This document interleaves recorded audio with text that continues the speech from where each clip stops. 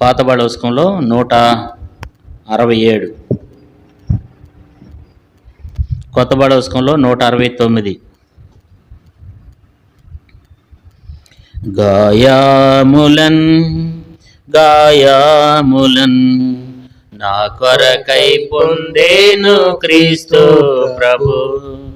గాయాములన్ గాయాములన్ నా కొరకై పొందేను క్రీస్తు ప్రభు. స్వరూపమైన సొగసైనా లేదు, దుఃఖభరితుడాయెను. స్వరూపమైన సొగసైనా లేదు, దుఃఖభరితుడాయెను. వ్యాధిగ్రస్తుడుగా వ్యాకులముంది, వీక్షించి త్రిప్పిరి ముఖముల్. వ్యాధిగ్రస్తుడుగా వ్యాకులముంది, వీక్షించి త్రిప్పిరి ముఖముల్. గాయాములన్ గాయాములన్ నా కొరకై పొందేను క్రీస్తు ప్రభు. గాయాములన్ గాయాములన్ నా కొరకై పొందేను క్రీస్తు ప్రభు. మా రోగములను మా దుఃఖములను మనకై తానే భరించే. మా రోగములను మా దుఃఖములను మనకై తానే భరించే. మొత్తబడెను బాధింపబడెను, ఎంతో శ్రమనుందే మనకై. మొత్తబడెను బాధింపబడెను, ఎంతో శ్రమనుందే మనకై. గాయాములన్ గాయాములన్ నా కొరకై పొందేను క్రీస్తు ప్రభు. గాయాములన్ గాయాములన్ నా కొరకై పొందేను క్రీస్తు ప్రభు. అతిక్రమ క్రియలను బట్టి మలినలుగా కొట్టబడెను. అతిక్రమ క్రియలను బట్టి మలినలుగా కొట్టబడెను. తాను పొందిన దెబ్బల ద్వారా స్వస్థత కలిగే మనకు. తాను పొందిన దెబ్బల ద్వారా స్వస్థత కలిగే మనకు. గాయాములన్ గాయాములన్ నా కొరకై పొందేను క్రీస్తు ప్రభు. గాయాములన్ గాయాములన్ నా కొరకై పొందేను క్రీస్తు ప్రభు. పాపంబు కపటంబు లేదు ప్రభునందు, మౌనము వహించే మనకై. పాపంబు కపటంబు లేదు ప్రభునందు, మౌనము వహించే మనకై. ప్రాణంబు మనకై ప్రియముగా నర్పించే ప్రభువే ఘోర శిలువపై. ప్రాణంబు మనకై ప్రియముగా నర్పించే ప్రభువే ఘోర శిలువపై. గాయాములన్ గాయాములన్ నా కొరకై పొందేను క్రీస్తు ప్రభు. గాయాములన్ గాయాములన్ నా కొరకై పొందేను క్రీస్తు ప్రభు. క్రీస్తు ప్రేమను మరువజాలము, ఎంతో ప్రేమించే మనలా. క్రీస్తు ప్రేమను మరువజాలము, ఎంతో ప్రేమించే మనలా. సిలువపై మేము గమనించమాకు విలువైన విడుదల కలిగే. సిలువపై మేము గమనించమాకు విలువైన విడుదల కలిగే. గాయములన్ గాయములన్ నా కొరకై పొందేను క్రీస్తు ప్రభు. గాయములన్ గాయములన్ నా కొరకై పొందేను క్రీస్తు ప్రభు.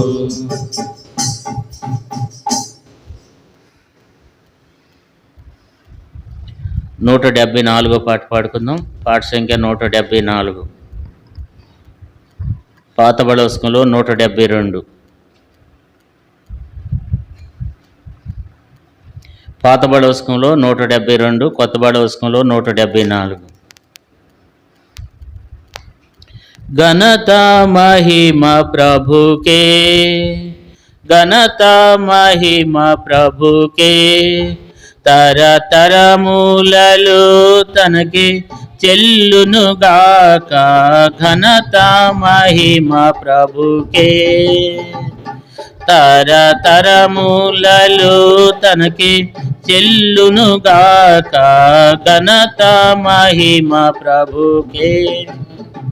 నీతిమంతుడు మహనీయుడు, నీతిమంతుడు మహనీయుడు, స్తుతి కీర్తనలతో సన్నుతించెదము, స్తుతి కీర్తనలతో సన్నుతించెదము. అద్భుతములను చేయు దేవుడు, అద్భుతములను చేయు దేవుడు, వినుచించెదము విమలాత్ముడని, వినుతించెదము విమలాత్ముడని. ఘనత మహిమ ప్రభుకే, తరతరములలో తనకి చెల్లునుగాక. ఘనత మహిమ ప్రభుకే. పావన ప్రభుయే యేసుండు, పావన ప్రభుయే యేసుండు, పరమ దివెనలు మనకిచ్చేను, పరమ దివెనలు మనకిచ్చేను.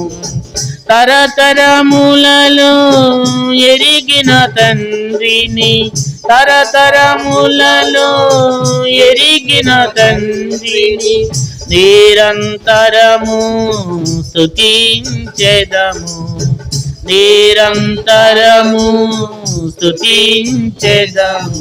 ఘనత మహిమ ప్రభుకే,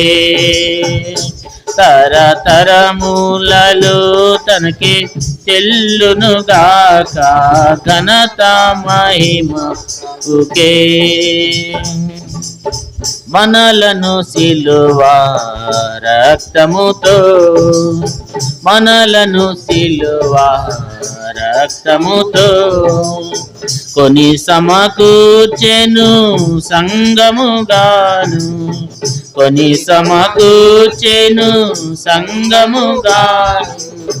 తన శిరసత్వములో మనలుంచి, తన శిరసత్వములో మనలుంచి, మనలా నడుపు రారాజునకి, మనలా నడుపు రారాజునకి. ఘనత మహిమ ప్రభుకే, తరతరములలో తనకి చెల్లునుగాక. ఘనత మహిమ ప్రభుకే. మాట తప్పని దేవుడేగా, మాట తప్పని దేవుడేగా, బేటిగా నెరవేర్చే వాగ్దానము, బేటిగా నెరవేర్చే వాగ్దానము. దీటైన జనముగా మము చేసెనుగా, దీటైన జనముగా మము చేసెనుగా. మెండుగా మమ్ము దీవించెనుగా, మెండుగా మమ్ము దీవించెనుగా. ఘనత మహిమ ప్రభుకే, తరతరములలో తనకే చెల్లునుగాక. ఘనత మహిమ ప్రభుకే. పరమా ప్రభు మన కొరకు, పరమా ప్రభు మన కొరకు అర్పించుకొనెను తన్ను తానే, అర్పించుకొనెను తన్ను తానే. సర్వము మనకు ఇచ్చిన ప్రభువే, సర్వము మనకు ఇచ్చిన ప్రభువే. సర్వదా మనము సంస్తుతించెదము, సర్వదా మనము సంస్తుతించెదము. ఘనత మహిమ ప్రభుకే, తరతరములలో తనకి చెల్లునుగాక. ఘనత మహిమ ప్రభుకే, తరతరములలో తనకి చెల్లునుగాక. ఘనత మహిమ ప్రభుకే.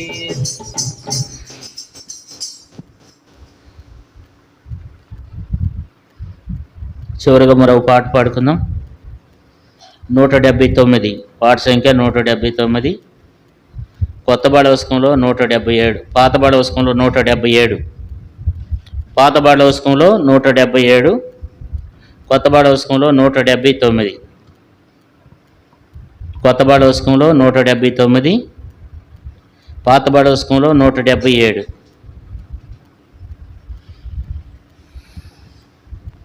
అందరము ప్రభు నిన్ను కొనియాడెదము, అందరము ప్రభు నిన్ను కొనియాడెదము.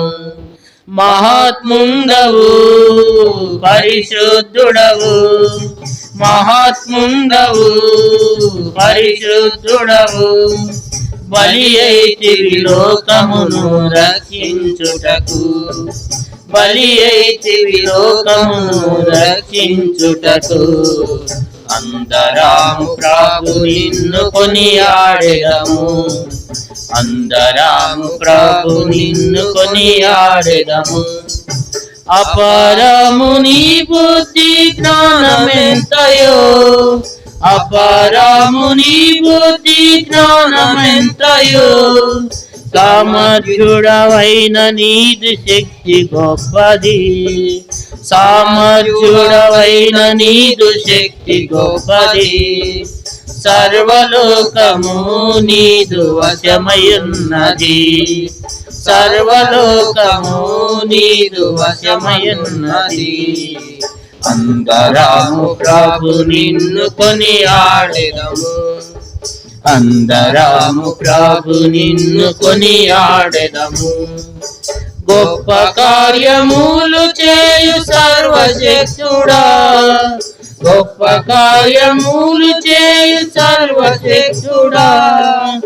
అద్భుతములు చేయు దేవ నీవే గనుడవు, అద్భుతములు చేయు దేవ నీవే గనుడవు. శత్రువులను అణచినట్టి విజయశాలివి, శత్రువులను అణచినట్టి విజయశాలివి. అందరము ప్రభు నిన్ను కొనియాడెదము, అందరము ప్రభు నిన్ను కొనియాడెదము. బండవైన ప్రభు మమ్ము స్థిరపరచితివి, బండవైన ప్రభు మమ్ము స్థిరపరచితివి. నీదు మార్గములు ఎంతో అగమ్యంబులు, నీదు మార్గములు ఎంతో అగమ్యంబులు కుతంత్రము లేదు నీలో నీతిమంతుడవు కుతంత్రములు లేదు నీలో నీతిమంతుడవు అందరము ప్రభు నిన్ను కొనియాడెదము అందరము ప్రభు నిన్ను కొనియాడెదము కృపాలుండవైన యేసు దయగల దేవా కృపాలుండవైన యేసు దయగల దేవా దయా కనికరములు గల దీర్ఘశాంతుడవు దయా కనికరములు గల దీర్ఘశాంతుడవు వేల వేల తరములలో కృపను చూపెదవు వేల వేల తరములలో కృపను చూపెదవు అందరము ప్రభు నిన్ను కొనియాడెదము అందరము ప్రభు నిన్ను కొనియాడెదము క్షమించెదవు మానవుల పాపములెల్లా క్షమించెదవు మానవుల పాపములెల్లా విరోధులకు ప్రేమ చూపు దయామయుడవు విరోధులకు ప్రేమ చూపు దయామయుడవు పాపములను క్షమించెడు న్యాయవంతుడా పాపములను ద్వేషించెడు న్యాయవంతుడా అందరము ప్రభు నిన్ను కొనియాడెదము అందరము ప్రభు నిన్ను కొనియాడెదము మహాత్ముండవు పరిశుద్ధుడవు మహాత్ముండవు పరిశుద్ధుడవు బలి అయితే లోకమును రక్షించుటకు బలి అయితే లోకమును రక్షించుటకు అందరము ప్రభు నిన్ను కొనియాడెదము అందరము ప్రభు నిన్ను కొనియాడెదము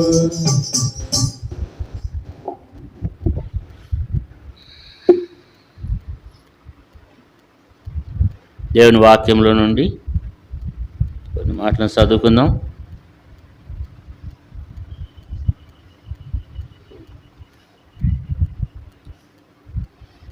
ఏబు గ్రంథం 1వ అధ్యాయము. ఆరాధనలోకి వెళ్ళకముందు ఏబు గ్రంథం 1వ అధ్యాయం 1వ వచనం. ఏబు గ్రంథం 1 మొదటి వచనం. ఊజు దేశమందు యోబు అనే ఒక మనుషుడు ఉండెను. అతడు యథార్థవంతుడును న్యాయవంతుడిని అయ్యిండి దేవుని యందు భయభక్తులు కలిగి చెడుతనమును విసర్జించినవాడు. అతనికి 7 కుమారులను 3 కుమార్తెలను కలిగిరి. అతడు 7,000 గొర్రెలను 3,000 ఒంటెలను 500 జతల ఎడ్లను 600 ఆడుగాడిదలను కలిగి బహుమంది పనివారును అతనికి ఆస్తిగా ఉండెను గనుక తూర్పు దిక్కు జనులందరిలో అతే గొప్పవాడుగా ఉండెను. దేవుడి మాటల ద్వారా మనతో మాట్లాడి సహాయపడను గాక. ఏబు గ్రంథంలో ఏబు గురించి దేవుడిచ్చే సాక్ష్యం ఏంటంటే, ఊజు దేశమందు, అంటే ఏబు ఊజు దేశంలో ఉన్నాడు అనమాట. ఆ దేశంలో ఇప్పటికీ ఏబు యొక్క సమాధి ఉంది. ఏబు యొక్క సమాధి, ఏబు నివసించినటువంటి ప్రాంతం ఇప్పటికీ సజీవంగా ఉంది. కాబట్టి ఏబు ఎంతగానో దేవుని దృష్టిలో మంచి సాక్ష్యాన్ని పొందినాడు. దేవుని ఎదుట గొప్ప సాక్ష్యాన్ని ఏబు పొందాడు. ఎలాంటి సాక్ష్యం అంటే, దేవుడే తన గురించి సాక్ష్యం ఇస్తున్నాడు. లేకపోతే ఇతరులు సాక్ష్యం ఇస్తాం, లేకపోతే ఇంకోటి కాదు, కానీ దేవుడే స్వయంగా ఏబు గురించి సాక్ష్యం ఇచ్చాడు. 3 సందర్భాల్లో దేవుడే సాక్ష్యం ఇచ్చాడు. ఎలాంటి సాక్ష్యం అంటే, ఏబు గురించి మొదటి వచనంలో 1వ అధ్యాయం 1వ వచనంలో అతడు యథార్థవంతుడును న్యాయవంతుడును దేవుని యందు భయభక్తులు కలిగి చెడుతనము విసర్జించినవాడు. ఇతని గురించి దేవుడే సాక్ష్యం ఇస్తూ వచ్చినాడు. 3 సందర్భాల్లో ఇతని గురించి దేవుడు సాక్ష్యం ఇస్తాడనమాట. 8వ వచనంలో కూడా చదువుకుందాం. 8వ వచనం. అందుకు యెహోవా నీవు నా సేవకుడైన సంగతి ఆలోచించితివా?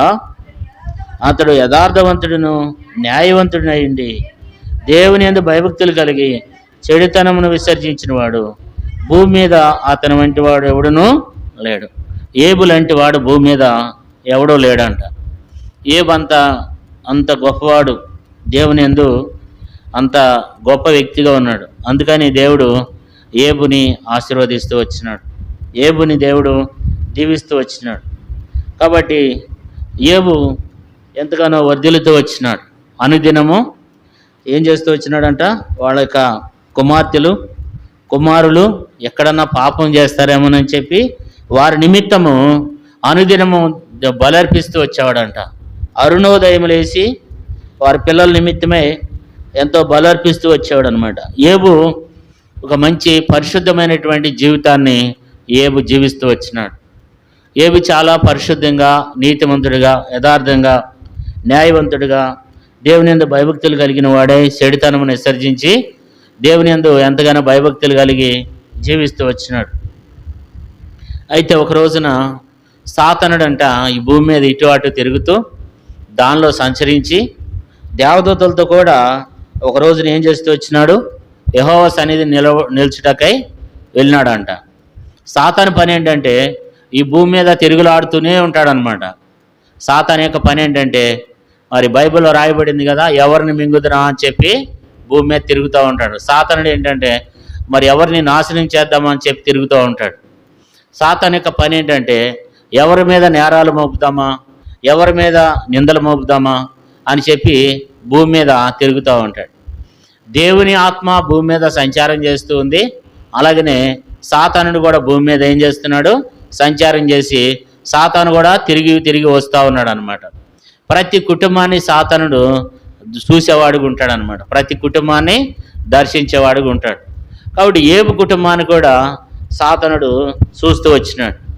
అయితే ఒక రోజున ఏమైందంటే దేవదూతలు అందరూ కలిసి, దేవదూతలందరూ భూమి మీద తిరిగి దేవదూతలందరూ మరి పరలోక రాజ్యానికి వెళ్ళినప్పుడు సాతాను కూడా వాళ్ళతో పాటు వెళ్ళిండంట.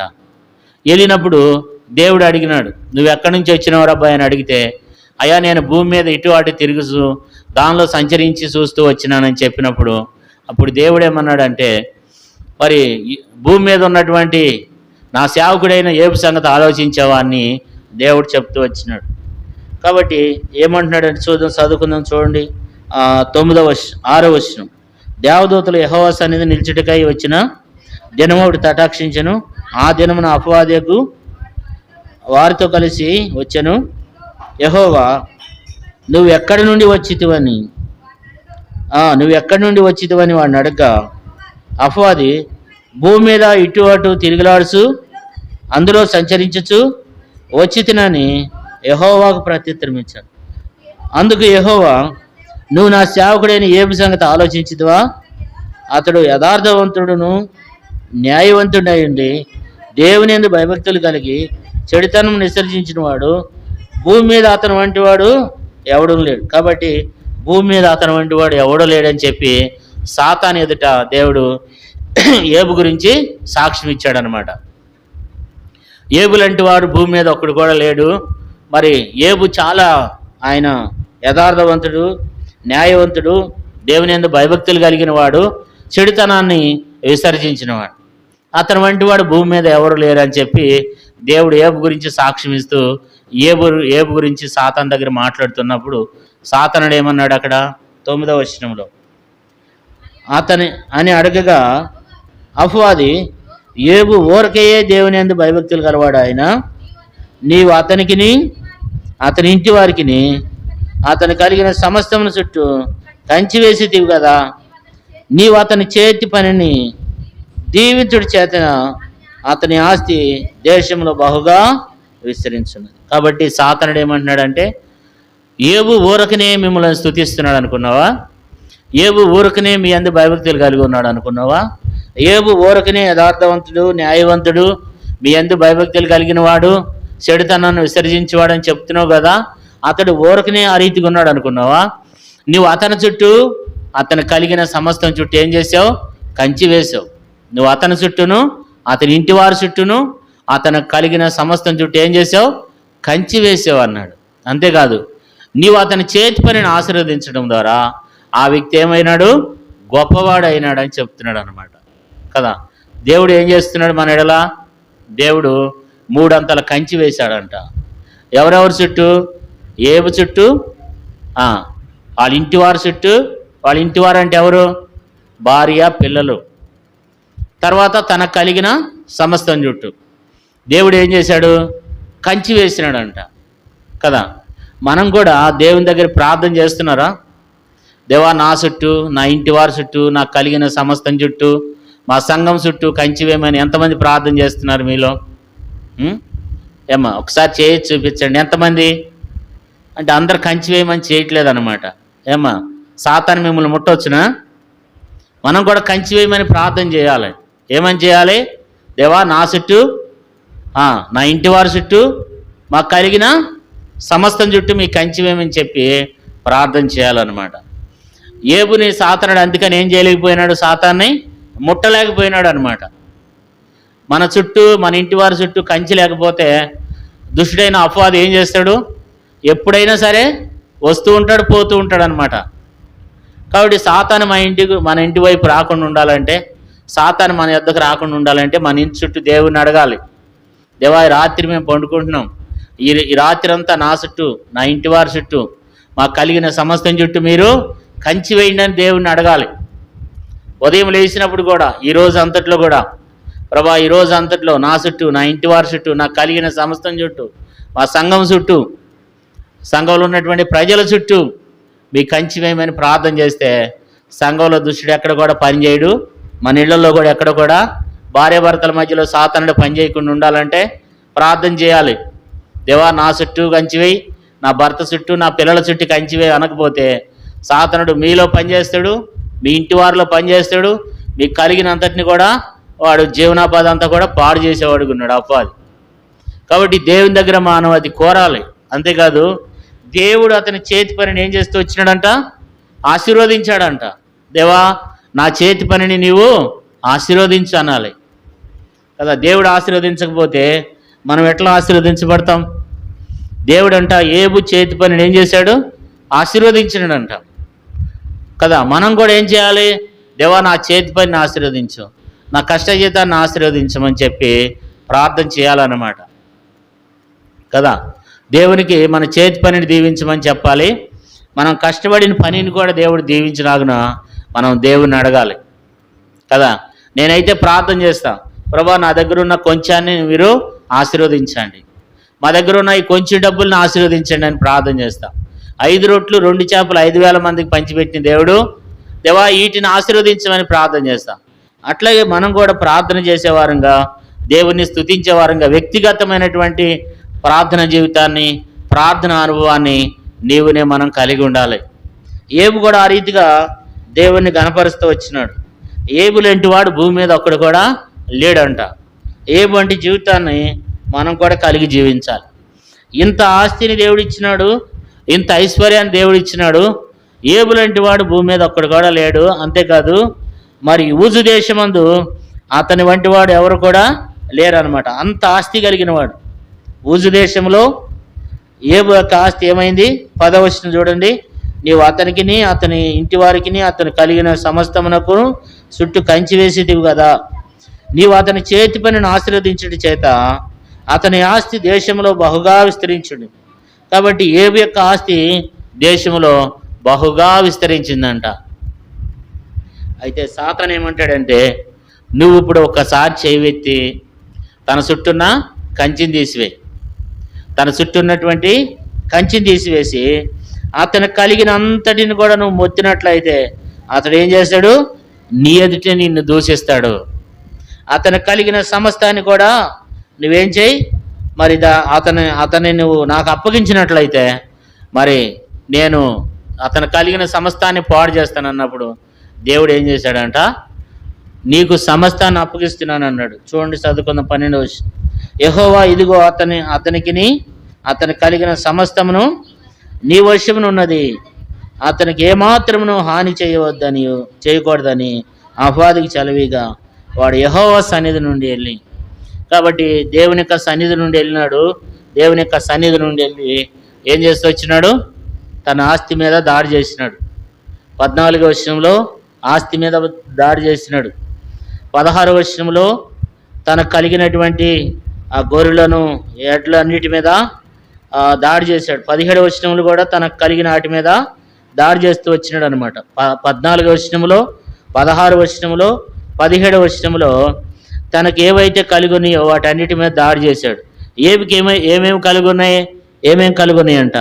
7,000 గొర్రెలు అంట, 3,000 ఒంటెలు అంట, 500 జతల ఎడ్లు అంట, 500 ఆడగాడిదలు అంట, బహుమంది పనివారు అంట.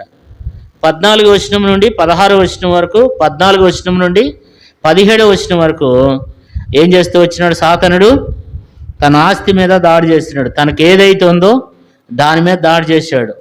తర్వాత తన కుమార్తెల మీద, తన కుమారుల మీద ఏం చేశాడు? 18వ వచనంలో దాడి చేసినాడు. 18, 19 వచనాల మీద తన ఇంటి వారి మీద దాడి చేసినాడు. తన ఇంటి వారి మీద.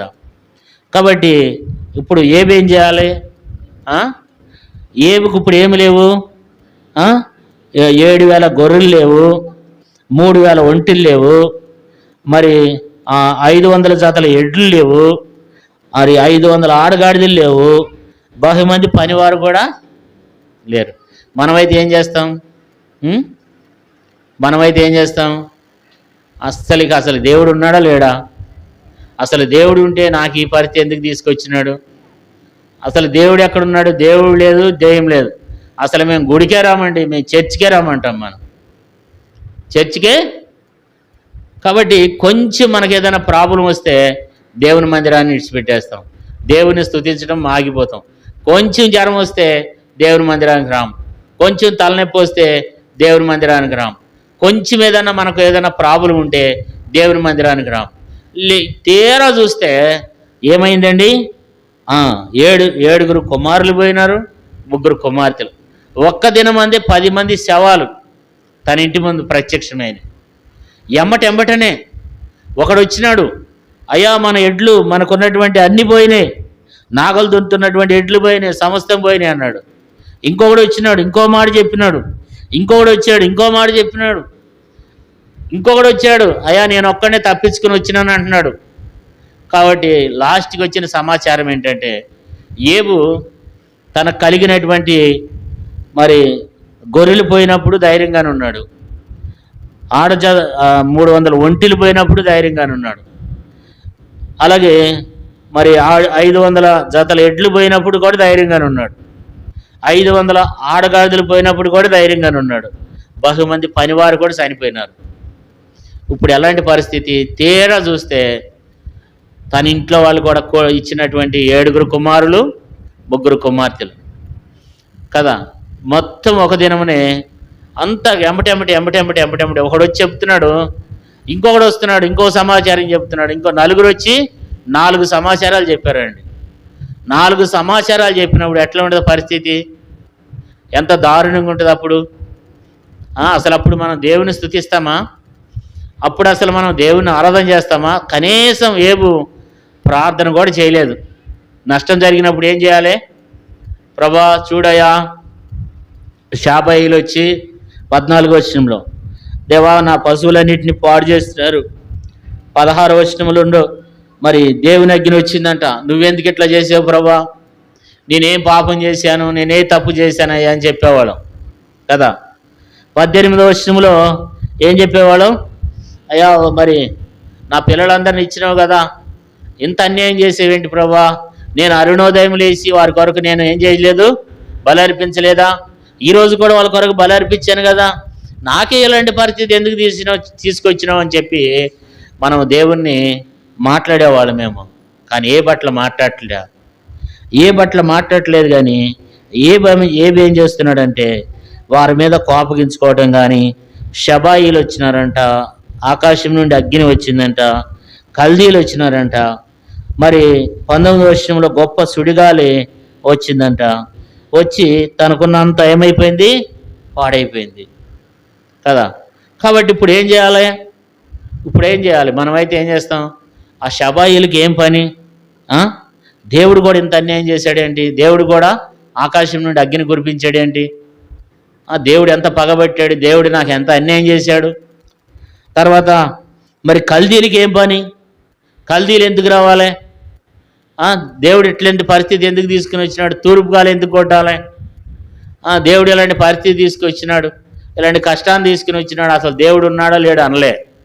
ఏమంటున్నాడు ఏమంటున్నాడు 20వ వచనం, అప్పుడు ఏబు లేచి తన పై వస్త్రమును చింపుకుని తల వెంట్రుకలు గొరిగించుకుని నేల మీద సాష్టాంగపడి నమస్కారం చేసి ఇట్లనెను, నేను నా తల్లి గర్భముల నుండి దిగంబరిన ఇచ్చి తిని దిగంబరినై అక్కడికి తిరిగి వెళ్ళేదను. యెహోవా ఇచ్చెను, యెహోవా తీసుకుని పోయెను, యెహోవా నామమునకు స్తుతి కలుగును గాక. ఈ సంగతులు ఏ విషయమందును ఏ పాపము చేయలేదు, దేవుడు అన్యాయం చేసినని చెప్పలేదు. ఎంత గొప్ప విధానమో చూడండి. అప్పుడు లేచి దేవుని ఆరాధన చేస్తున్నాడు, దేవుని స్తుతిస్తున్నాడు, దేవుని గణపరుస్తున్నాడు. దేవుడు చేసిన మేలులన్నిటినీ దేవుడు, అక్కడ నష్టమే జరిగింది, శ్రమే జరిగింది. ఎంతమంది మనం నష్టం జరిగినప్పుడు మనం ఆరాధన చేస్తాం, ఎంతమంది మనం కష్టం జరిగినప్పుడు ఆరాధన చేస్తాం కదా.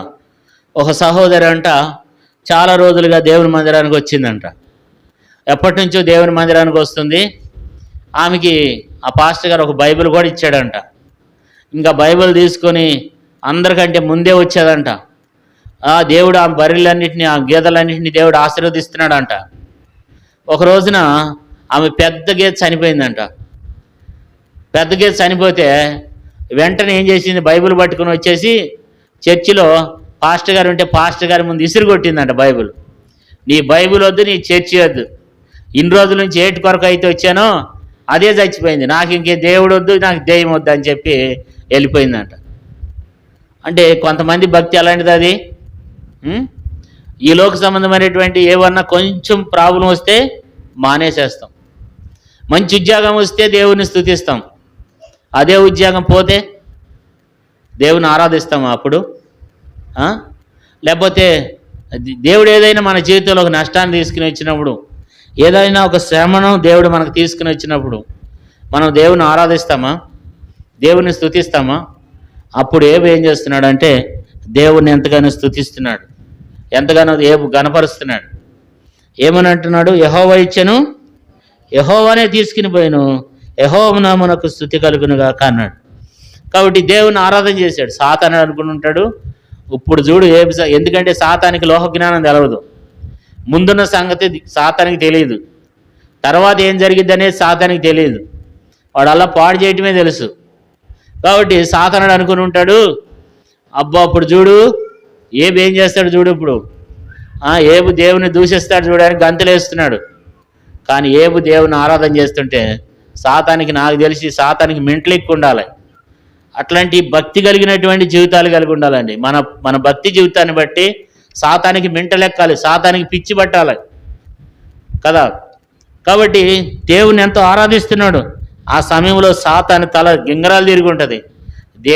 దేవుని దూతలు ఎంత సంతోషిస్తుంటారో. ఏబు లాంటి భక్తి చూడండి, ఏబు లాంటి జీవితాన్ని చూడండి. దేవునికి ఎవరు కావాలంటే ఏబు లాంటి వాళ్ళు కావాలండి.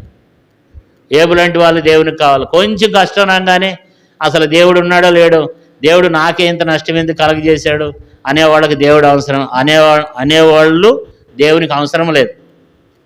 దేవునికి ఏబులాంటి భక్తులు కావాలి, ఏబులాంటి భక్తులు కావాలి, ఏబులాంటి వారుగా ఉండాలి. ప్రతి విషయంలో దేవుణ్ణి ఆరాధించాలి, ప్రతి సమయంలో దేవుణ్ణి ఆరాధన చేయాలి, ప్రతి విధానంలో కూడా దేవుని మనం స్తుతించాలండి. కష్టం వచ్చినప్పుడు దేవుని స్తుతించాలి, నష్టం వచ్చినప్పుడు అనారోగ్యంలో దేవుని స్తుతించాలి. అన్ని విషయాల్లో దేవుని మనం ఏం చేయాలంటే దేవుని స్తుతించాలన్నమాట కదా. ఒక సహోదరి ప్రార్థన చేసిందంట, ఒక సహోదరి ఆరాధన చేసిందంట. ప్రభా నాకు 11 రోగాలు ఇచ్చినవయ్యా, 12 రోగాన్ని కూడా ఇచ్చినందుకు నేను స్తుతిస్తున్నాను అందంట. ఎన్ని రోగాలు ఇచ్చాడంట? 11 రోగాలు ఇచ్చినవయ్యా, 12 రోగాన్ని కూడా ఇచ్చినందుకు నేను స్తుతిస్తున్నాను అందంట. కాబట్టి అలాంటి గొప్ప ఆరాధన, అలాంటి శ్రమల్లో కష్టాల్లో దేవుని మనం స్తుతించాలి, ఇబ్బందికర పరిస్థితుల్లో దేవుని మనం ఆరాధించాలి.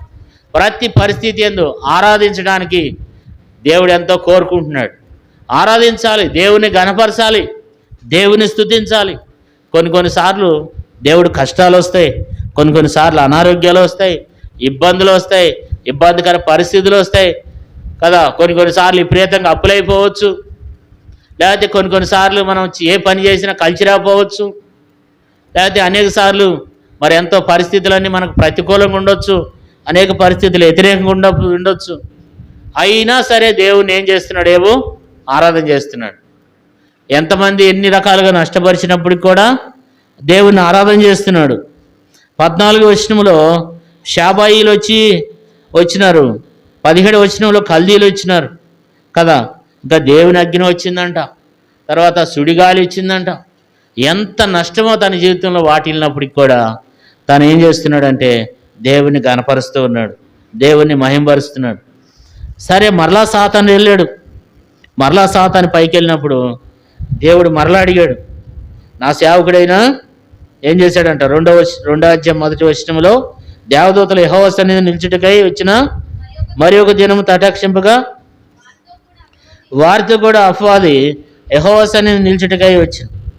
యెహోవా, నువ్వు ఎక్కడి నుండి వచ్చితివని వాడిని అడగగా, అపవాది, భూమిలో ఇటువాడి తిరుగులాడుచు అందులో సంచరించుచు వచ్చితినని యెహోవాకు ప్రత్యుత్తరం ఇచ్చాను.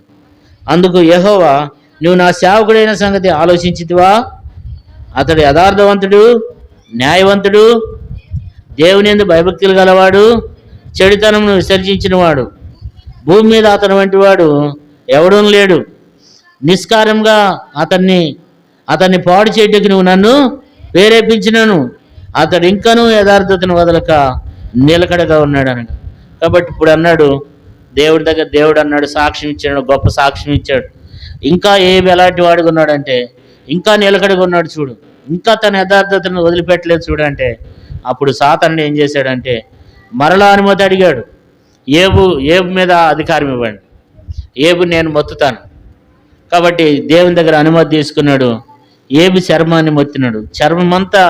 శరీరం అంతా కురుపులే, ఎక్కడ చూసినా శరీరం అంతా కురుపులే. ఏబును చూస్తూ వచ్చినప్పుడు ఏబు స్నేహితులు వచ్చినారు ఏబును చూడటానికి. ఏబు స్నేహితులు వచ్చినప్పుడు ఏబును చూసినప్పుడు వాళ్ళు అతన్ని పోల్చలేకపోయినారంట. అసలు ఈ మనిషి ఏబేనా కాదా? ఒకప్పుడు ఏబు ఎట్లా ఉండే? ఎంతో ఎర్రగా చక్కగా బాగుండేవాడు. ఆయన వేసుకునే వస్త్రాలు, ఆయన విధానం ఎట్లుండేదంటే చాలా హోదాగా ఉండేది. ఇప్పుడు యోబును చూస్తూ వచ్చినప్పుడు తన స్థితిని చూసినట్లు ఎక్కడ కూర్చుని ఉన్నాడు? బూడిదలో కూర్చుని ఉన్నాడు. తన దగ్గరకు వచ్చి చూసినప్పుడు ఎట్లా కనపడుతున్నారు?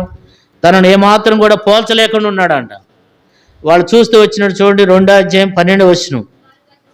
వారు వచ్చి దూరముగా నిలబడి కన్నులెత్తి చూసినప్పుడు అతన్ని పోల్చలేక తమ వస్త్రములు చింపుకుని ఆకాశం తట్టు తలల మీద ధూళి చల్లుకుని ఎలుగెత్తి ఏడ్చింది. కాబట్టి ఏబును దూరంగా ఏబుకు 3 స్నేహితులు ఉన్నారు. వాళ్ళు వచ్చి ఏబును చూస్తూ వచ్చినప్పుడు అంట అతను పోల్చలేకపోయినారంట. పోల్చలేకపోవడం అంటే ఏంటి? అసలు ఏబును గుర్తుపట్టలేకపోతున్నారు. అసలు ఏబు ఏంటి, ఎట్లుంటామేంటి? ఎంత భయంకరమైనటువంటి అనారోగ్యం చేత పీడించబడుతూ వచ్చినాడంటే అంత భయంకరమైనటువంటి అనారోగ్యం చేత పీడించబడుతూ వచ్చినాడు. అంతేకాదు, సాతానుడు ఏం చేశాడు?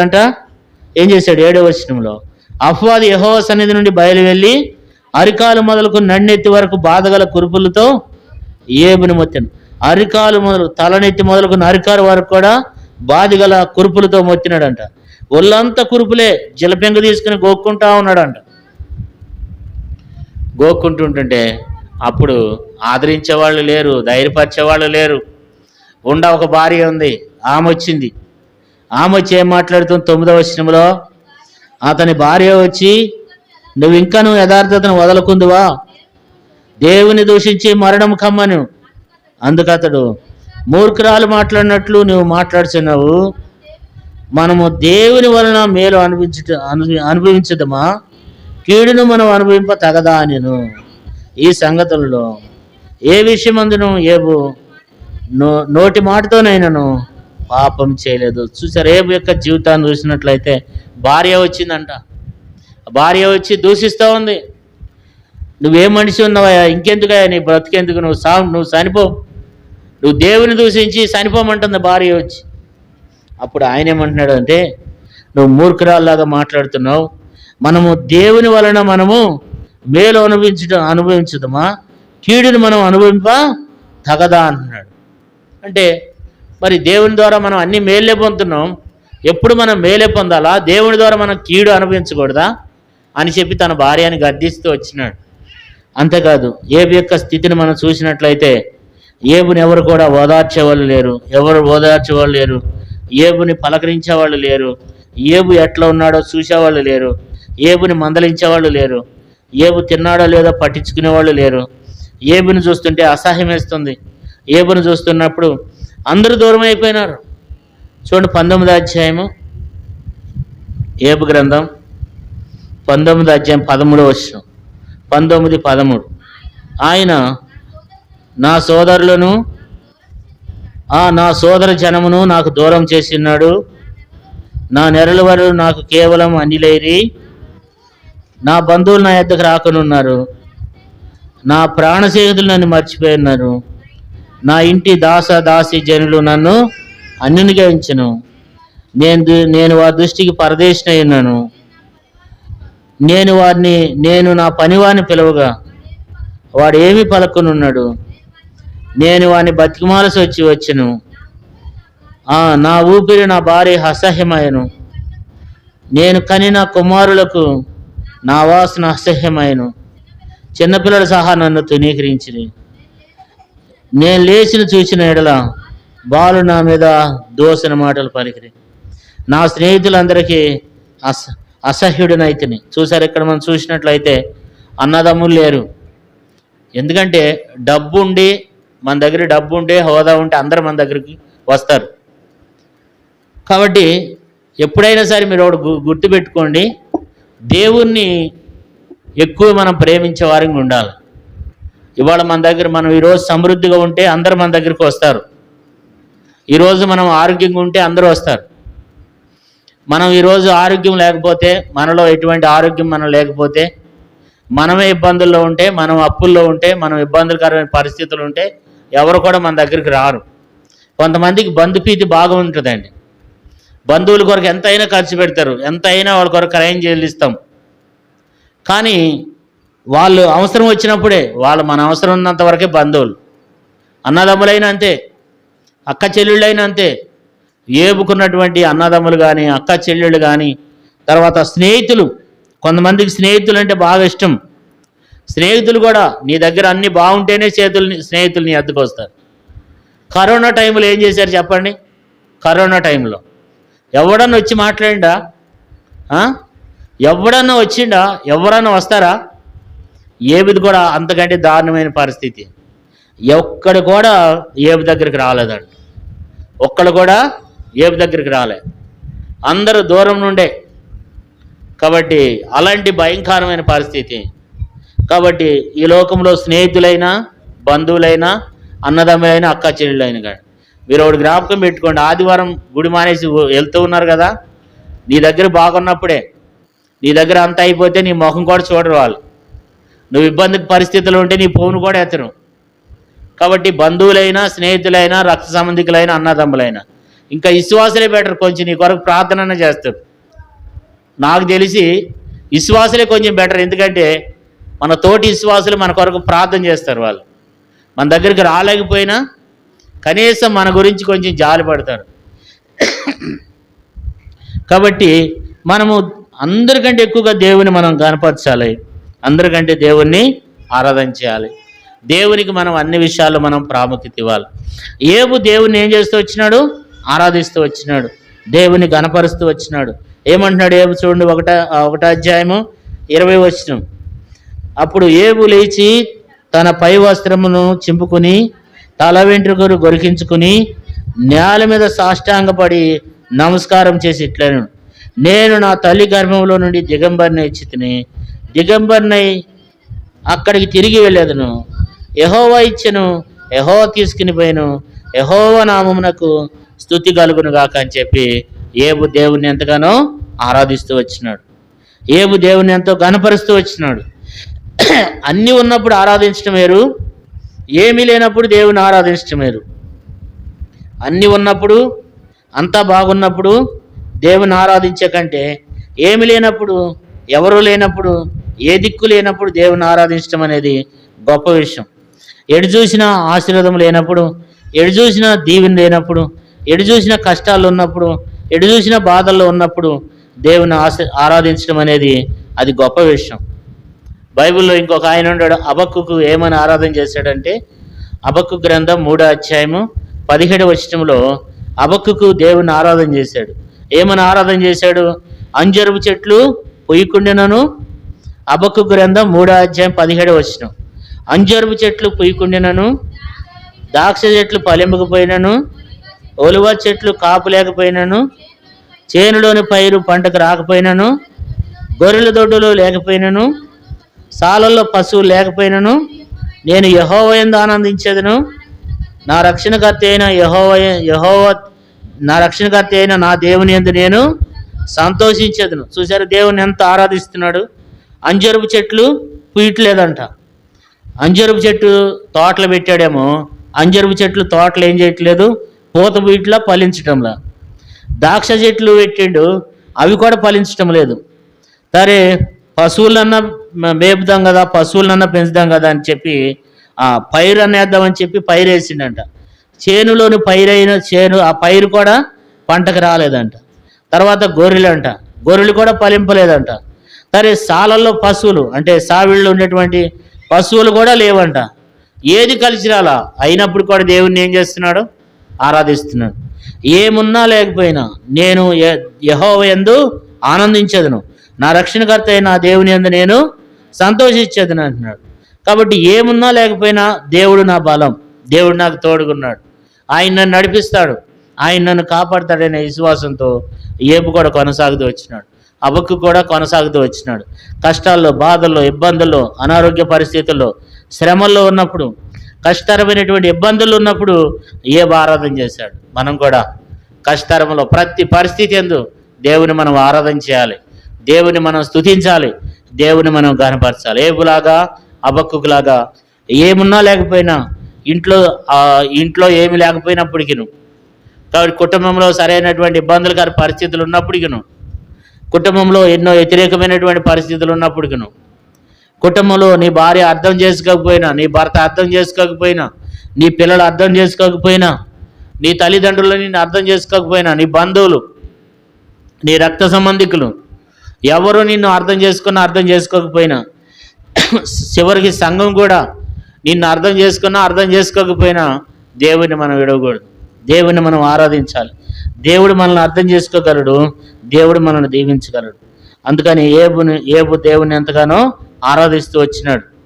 ఇప్పుడు 7 కుమారులు పోయినారు, 7 కొడుకులు, 3 కుమార్తెలు పోయినారు కదా. 7,000 గొర్రెలు పోయినాయి, 300 ఒంటెలు పోయినాయి, 500 జతల ఎడ్లు పోయినాయి, 500 ఆడుగాడిదలు పోయినాయి, బహుమంది పనివారు పోయినారు, 10 మంది పిల్లలు చనిపోయినారు ఒక్క దినాన. భార్య అన్న కొంచెం ఆదరిస్తుందేమని అనుకుంటే ఆమె కూడా వచ్చి దూషిస్తుంది. ఏం చేయాలి అలాంటి సమయంలో? భార్య అసహ్యం అయిపోయినాడు, ఒళ్ళంతా కురుపులు. స్నేహితులు వచ్చి వాళ్ళన్నా ఆదరిస్తారేమని అనుకుంటే స్నేహితులు కూడా, మీరు ఏబు గ్రంథాన్ని చదివితే తెలుస్తుంది, స్నేహితులు కూడా రకరకాలుగా ఏబు మీద నిందలు వేస్తూ ఉంటారు. నువ్వే పాపం చేసావో, ఎలాంటి పరిస్థితి అయితే నీకు ఇట్లా వచ్చిందని చెప్పి వాళ్ళు కూడా దూషిస్తూ వస్తారు. ఎన్ని చేసినా, ఎంతమంది ఎన్ని రకాలుగా మాట్లాడినప్పటికీను ఏబు దేవుని స్తుతించాడు, ఏబు దేవుని ఎంతో గణపరిచాడు. నేను మనం కూడా అన్ని విషయాల్లో దేవునికి గణపరిచేవారంగా, దేవుని స్తుతించేవారంగా మనం కలిగి ఉండాలని దేవుడు కోరుకుంటున్నాడు. ప్రతి పరిస్థితి యందు, కష్టంలో, బాధలు, ఇబ్బందుల్లో, శ్రమల్లో, ఇరుకుల్లో, అనారోగ్యంలో, కుటుంబంలో సరిగా కలిసి రాకపోయినా, కలిసి వచ్చినా, చేతి పని సరిగా ఆశీర్వదింపబడకపోయినా, సరైనటువంటి పనులు లేకపోయినా, ఎంత ఇబ్బందికర పరిస్థితి ఉన్నప్పటికీ దేవుని విడిచిపెట్టకూడదు, దేవుని హత్తుకుని జీవించాలి. దేవుని ఆరాధించినప్పుడు దేవుడు మరలా 2 దీవెన దేవుడు దయచేస్తాడు. ఏబుకు దేవుడు ఏం చేశాడు? 2 దీవెన అనుగ్రహించినాడు. ఏమైతే కోల్పోయినాడో అన్ని మరలా దేవుడు తనకు తిరిగి సమకూరుస్తూ వచ్చినాడు. దేవుడు అన్యాయస్తుడు కాదు, దేవుడు ఖచ్చితంగా సహాయం చేస్తాడు, దేవుడు మరలా తిరిగి లేపుతాడు. అందుకే బైబిల్ ఏం చెప్తుంది? నీతిమంతులు 7 మార్లు పడినాను మరలా తిరిగి లేస్తాడు. కాబట్టి మనం 7 మార్లు పడినా దేవుడు మరలా తిరిగి లేపుతాడు, మనల్ని రక్షిస్తాడు, మనల్ని కాపాడుతాడు. నీవుని మీ రీతిగా దేవుని మనం ఆరాధించి దేవుని మనము స్తుతిద్దాం. దేవుడికి కొద్ది మాటలు దీవించి ఆశీర్వదించునుగాక. మనం లేచి నిలబడి ఒక పాట పాడదాం. ఆ సమయంలో సండే స్కూల్ పిల్లలు సండే స్కూల్కి వెళ్తారు. సోదరులండి,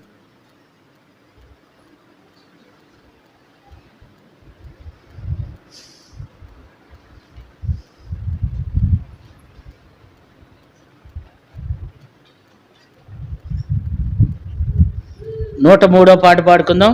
పాట సంఖ్య 103, 101. పాత దాంట్లో 101 103, 101. హర్షింతును హర్షింతును.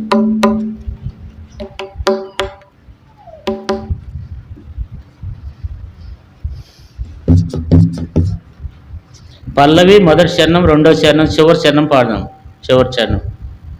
హర్షింతును హర్షింతును నా రక్షణకర్త నా దేవుని యందు. హర్షింతును హర్షింతును నా రక్షణకర్త నా దేవుని యందు. అంజూరపు చెట్లు పూయకుండినాను, ద్రాక్ష చెట్లు ఫలింపకున్నాను. అంజూరపు చెట్లు పూయకుండినాను, ద్రాక్ష చెట్లు ఫలింపకున్నాను. హర్షింతును హర్షింతును నా రక్షణకర్త నా దేవుని యందు. హర్షింతును హర్షింతును నా రక్షణకర్త నా దేవుని యందు. వాలివా చెట్లు కాపు లేకున్నాను, దేనిలోని పైరు పండకున్నాను. వాలివా చెట్లు కాపు లేకున్నాను, దేనిలోని పైరు పండకున్నాను. హర్షింతును హర్షింతును నా రక్షణకర్త నా దేవుని యందు. హర్షింతును హర్షింతును నా రక్షణకర్త నా దేవుని యందు. నా కోట నా బలము నా యెహోవా, నీ యందు నిత్యం నేను హర్షింతును. నా కోట నా బలము నా యెహోవా, నీ యందు నిత్యం నేను హర్షింతును. హర్షింతును హర్షింతును నా రక్షణకర్త నా దేవుని యందు. హర్షింతును హర్షింతును నా రక్షణకర్త నా దేవుని యందు. ఈ సమయంలో ఇది కొంచెం ఈ సమయంలో మొట్టమొదట సండే స్కూల్కి వెళ్ళే సహోదరు ఆరాధించి వెళ్తారు. తర్వాత ఒక సహోదరుడు సహోదరి మార్చి దేవుని ఆరాధన చేద్దాం. దేవుణ్ణి మనం గణపరుద్దాం. దేవుణ్ణి ఏబోలే దేవుణ్ణి మనం స్తుతించి ఆరాధిద్దాం. స్టార్ట్ చేయండి.